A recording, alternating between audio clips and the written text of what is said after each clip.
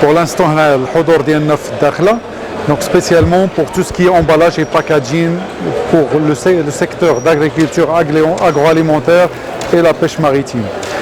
Inch'Allah, on a pris des contacts avec les associations présentes ici. On voit qu'il y a l'opportunité, qu'il y a un potentiel pour investir et on va s'installer prochainement, Inch'Allah. Pour l'instant, les usines de production ils sont en Italie, mais on va s'installer, Inch'Allah, في أكادير وفي الداخلة. المنتوج ديالنا منتوج طبيعي اللي كتشهر به مدينة تاليوين. احنا منتجين والشركه ديالنا اسسنا بالشراكه مع القرض الفلاحي سنه 2007.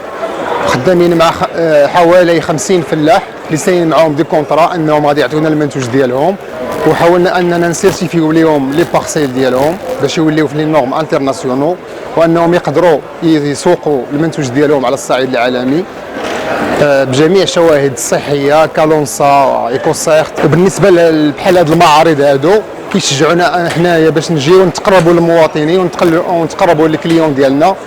كنديروا الجبن ديال حليب الناقه، مشتقات حليب الناقه، ومشاركين في المعرض على حساب نعرفوا بالمنتوج ديالنا من بين الشركات الاخرين التعاونيات الاخرين يعرفوا المنتوج ديالنا ونحاولوا نقربوا المنتوج ديالنا للمستهلك باش يعود يتعرف شويه. ودابا منين انخرطنا في التعاونيه عندنا كندخلوا شويه من التعاونيه كمدخول يدخل لنا من التعاونيه، نعودوا كنحققوا شويه الذات ديالنا باش بحال تبقى غير في الدار كاع السوق. الاتحاد اسسناه هذه 2019 الحمد لله، وغادي الحمد لله اسسنا هذا الاتحاد من اجل خلق فرص لعمل النساء الارامل والمطلقات، ومن اجل النساء يجبروا فاش يدمجوا معانا يخدموا يجبروا فرص للعمل حتى هماتي. الحمد لله كل تعاونيه داخله معها 5 نساء تاجرها وتخلص شهريا الحمد لله. والحمد لله نشكروه الفلاحه دعمتنا من طرف المخطط المغربي الاخضر، ودعمتنا الحمد لله مصنع راعي الحمد لله يبتنا دعمتنا بسيارتين. شاركنا هاي السنة مثل السنوات الماضية. المشاركة ديالنا بمنتوجات مستخلصة من حليب الإبل والذروة. احنا في التعاونية نشتغلوا مجموعة من النساء، احنا 10 أعضاء في التعاونية، 10 نساء في التعاونية. ده المنتوج الحمد لله لقينا إقبال كبير عليه خصوصا من طرف الأجانب، ومشاركتنا ده المعرض إن شاء الله تكون مشاركة متميزة خصوصا بحضور مجموعة من الأجانب اللي ممكن يسوقون المنتوج، ونشكر الناس الصاهرين على هذه الفعالية. دوش كتاح الفرصه اللي غادي نشارك تميدنا في المعرض الداخله دوش باش تكون سبيل في المنتوج كتصعيد المنطقه المحليه نتيزغي دوار تيزغ جماعه قصري في نفس الوقت وين الجهات سوس المسا على اساس باش ينتعرف قلت نحن دميد هذا المعرض هذا نسبقوا الغذاء المعرض غير تبارك الله نسي قيس جميع التمييز المملكه المغربيه كيسميد لين تطوان كيسميد لين الفات كذلك تحت بين ميد نفرين ونينا التعولين غنتكناريت الليل. المهم نحن اركع يواد ربي كاس يزور المعرض لابد من توعيه الفكره باش تبقى متكامله، انا من ناحيه الزيوت لا من ناحيه غذاء المنتوجات المشتقات الحليب المشتقات كذلك ولا كلشي الحمد لله غذاء كيدوش كالجزائر لابد راه يدي فرصه الفكره باش يسل الحمد لله الجهات الداخله بان عرفتوا تطور يعني ورتحوا دازوا الصحراء درت تقريبا درت الامكانيات بس تبارك الله تبارك الله سلك قدام.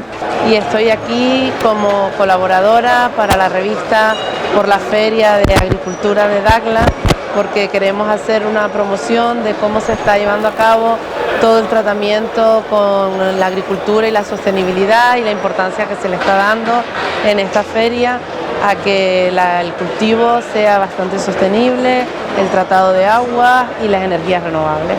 حضرنا في هذا اللقاء المهني الهام لأنه أولا يندرج في إطار الاختصاصات المخولة للغرف الفلاحية، وهذا اللقاء فهو محطة للاستفادة من الخبرات والاطلاع على آخر المستجدات على مستوى المعدات وكذا على مستوى كذلك الشتائل ومستوى الطرق العصرية المتبعة في الفلاحة، ومناسبة كذلك للتعريف والترويج للمنتجات المجالية ديال هذه الجهة وباقي الجهات. إذن فهو من شأن هذا اللقاء أنه يكون عنده واحد الانعكاس إيجابي على الفلاحين للاستفادة من هذه التجارب، وكذلك فرصة لتمكين صغار الفلاحين خصوصا في مجال المنتجات المجاليه للترويج والتعريف بمنتجاتهم. فلقاءات بهذا النوع من شأنها كذلك ان تلعب كذلك دور اخر في التعريف يعني الامكانيات اللي يمكن توفر هذه الجهه على مستوى الاستثمار وعلى مستوى كذلك المستوى السياحي ومستوى كذلك ديال جلب الاستثمارات والتعريف بهذه الجهه.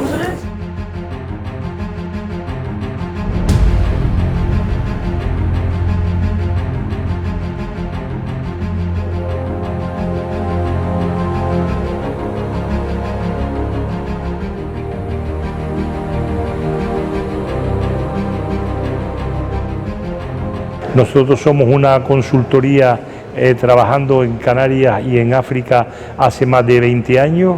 Estamos muy contentos y muy satisfechos y queremos dar las gracias a los representantes de la Cámara Agrícola de Dacla por la invitación que nos han hecho, y hemos hecho una conferencia intentando que los problemas que se están solucionando en Canarias en temas de agua y en temas de energía, las soluciones puedan ser exportables aquí à Dakhla. Et cette fois-ci, à la 4e FAID, je suis venu de faire présenter l'énergie renouvelable pour l'agriculture innovante.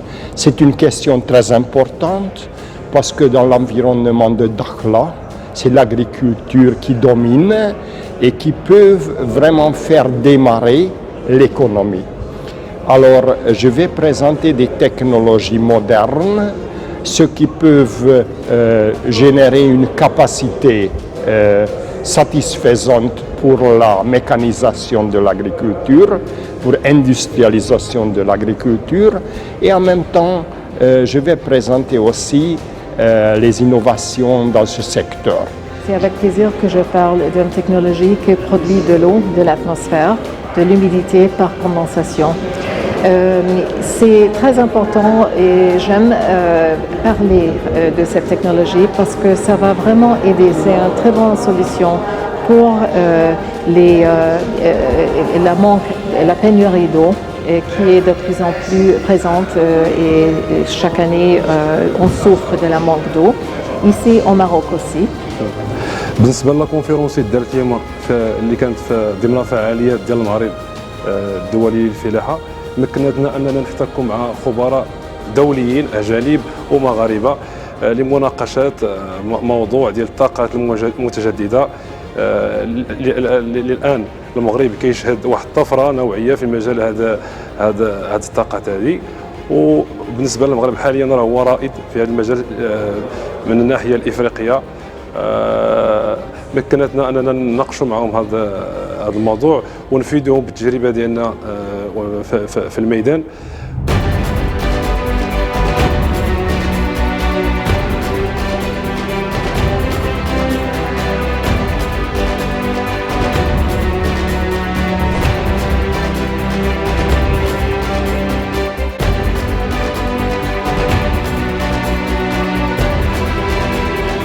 اليوم حضرنا مجموعة من المحاضرات التي تهم الفلاحة المنتوجات المجالية، كيفية تسويقها وكيفية تعليبها ومجموعة من الإجراءات التي يجب على المنتج والمستهلك القيام بها من أجل تسويق هذه المنتجات.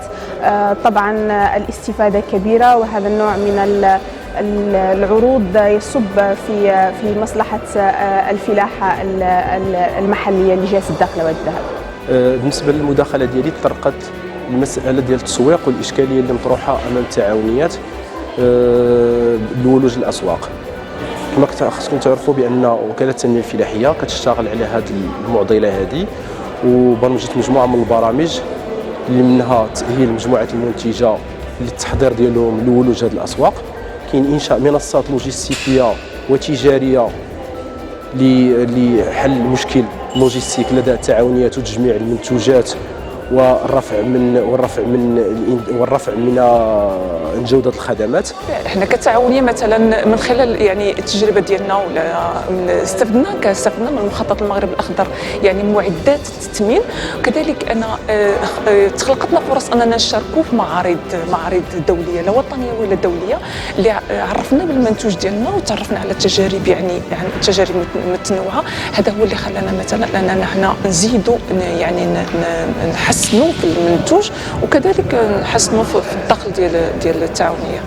موازاة مع تنظيم الملتقى الدولي للفلاحه بمدينه الداخله، ارتأت المديريه والغرفه الفلاحيه دوك تنظيم هذه الندوه العلميه حول تثمين وتنميه وتسويق المنتجات المجاليه. ولهذا الغرض كانت مداخله تتعلق باستراتيجيه وزاره الفلاحه لتنميه المنتجات المجاليه على الصعيد الوطني والجهوي اللي تقدمت بها مديريه السلاسل.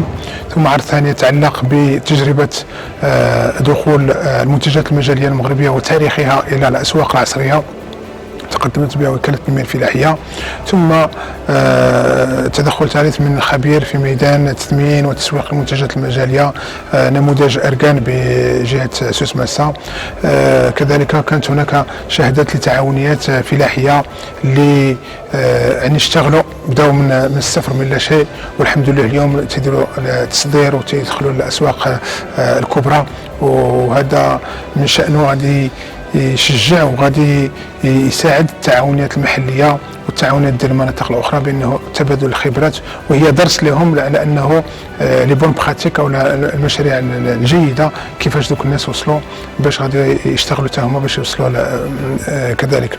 المداخله ديالي كانت تعلقت بالاساس بافاق تسويق المنتوجات المحليه والاكراهات اللي كانت يعني اللي كتعرض لها هذه النقطه هذه، وركزنا بالاساس على ضروره يعني التنسيق ما بين المتدخلين في القطاع وبالخصوص وزاره الفلاحه اللي قامت مشكوره بواحد العدد ديال المشاريع ديال التنميه وديال التثمين وديال المواكبه والترويج ديال المنتوجات المحليه، ولكنها كتبقى راهنه كذلك بتدخل من شركاء اخرين بخصوص وزاره السياحه والمنتخبين يعني المؤسسات المنتخبه المحليه سواء الجهويه ولا الجماعات القرويه والبلديه باش تبلور واحد الرؤيه ديال الترويج للمجال اللي غادي يتمكن بطبيعه الحال تحسين الوضوح ولا الفيزيبيليتي ديال المجال من اجل ترويج المنتوجات اللي كتخلق فيه بشكل اساسي.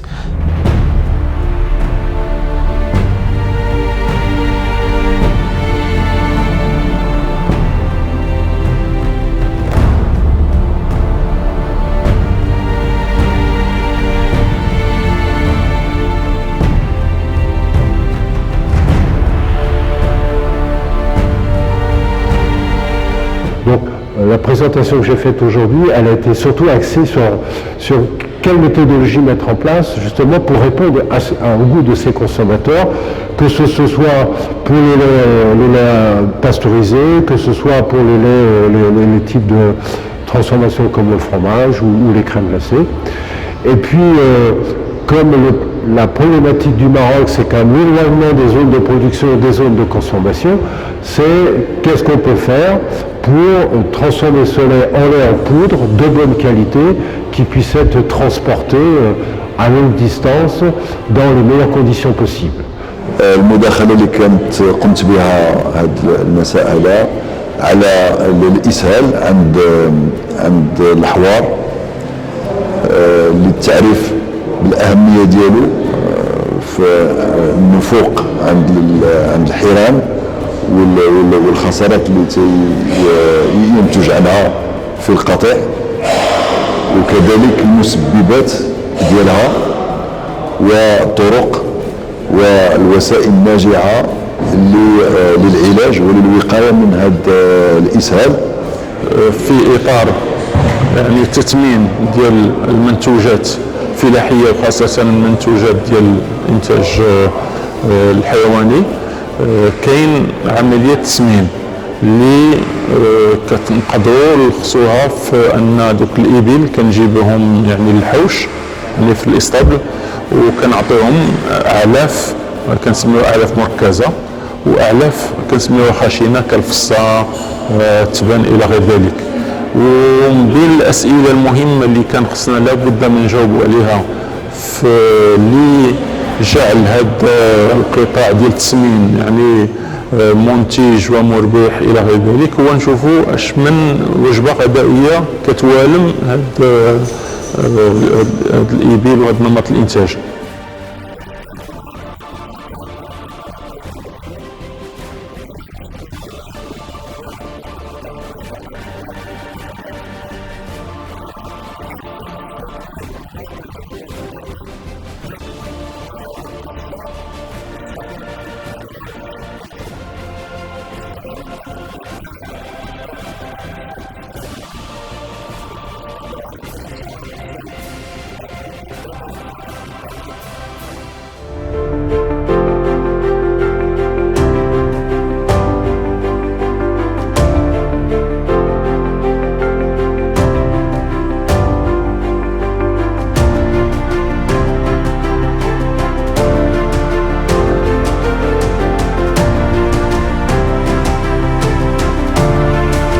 إذا دائما في إطار فعاليات النسخة الرابعة من المعرض الدولي للفلاحة اللي ينظم مدينة الداخلة،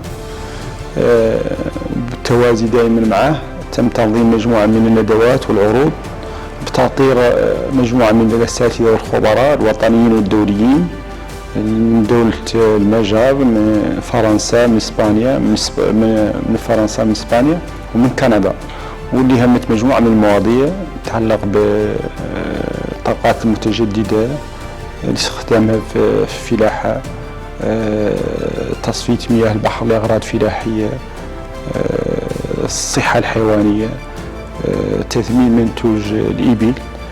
واليوم توجت هذه اللقاءات كذلك بطاولة مستديرة مع رئيس وأعضاء فيدرالية سباقات الهجن بفرنسا، واللي كان الغرف الفلاحية الشرف في المشاركة معهم في النسخة الأولى من المعرض الدولي لسباقات الهجن المنظم بفرنسا. وتم الاتفاق على تعزيز هذه الشراكة وتثمينها، وتم الاتفاق على تحضير لتنظيم سباق الهجن الدولي في مدينة الداخل. La Fédération française, c'est un groupement d'associations françaises qui travaillent dans le chameau, d'entreprises françaises qui travaillent dans le développement des produits dérivés et des scientifiques français. Donc on est un groupement d'associations de ces entreprises et on travaille à l'étranger, on travaille en France, on travaille sur le développement des courses aussi de dromadaires en France. On organise une Coupe de France, un championnat de France sur les hippodromes de France. Et donc on a reçu au dernier salon qui s'est déroulé à Paris, à Janvier, au mois de septembre, une délégation d'Arla qui s'est présentée, qui nous a fait un beau stand. Et puis, dans ces relations, on se retrouve ici. Voilà. Donc c'est assez formidable. On est très heureux vraiment d'être accueillis par Darla, par cette délégation intéressante. Et puis notre objectif, donc, c'est de montrer notre présence, de développer éventuellement des projets sportifs avec la région de Darla sur les courses de dromadaires et puis de présenter nos actions.